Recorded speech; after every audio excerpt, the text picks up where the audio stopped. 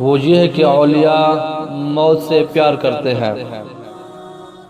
اولیاء اللہ کے لیے ہمیشہ موت محبوب ہوتی ہے، وہ موت سے گھبراتے نہیں ہیں۔ دیکھو یہودیوں کا ذکر قرآن مجید کے اندر اللہ تعالیٰ نے بیان کیا، یا ایھا الذین ھادوا ان زعمتم انکم اولیاء للہ من دون الناس فتمنوا الموت، اگر تم کہتے ہو کہ اللہ کے دوست ہم ہی ہیں تو تمہیں موت کا شوق کیوں نہیں؟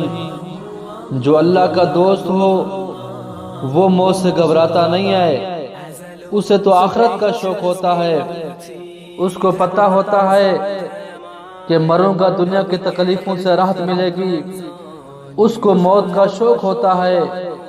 اگر تم اللہ کے دوست ہوتے تو تمہیں بھی موت کا شوق ہونا چاہیے تھا۔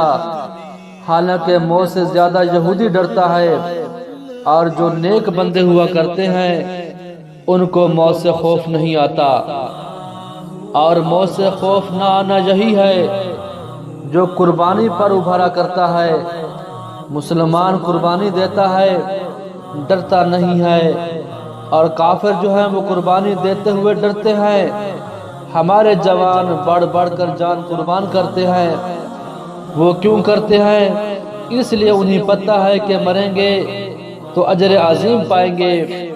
موت کا شوق ہوتا ہے تو موت کی تمنا ولی کی علامت ہے اور ولایت کی علامت ہے، اور موت سے گھبرانا، موت سے جو گھبرانا ہے جو کفار کی شان تھی، جیسے کہ قرآن سے معلوم ہوتا ہے مومن موت کا شوقین ہوتا ہے۔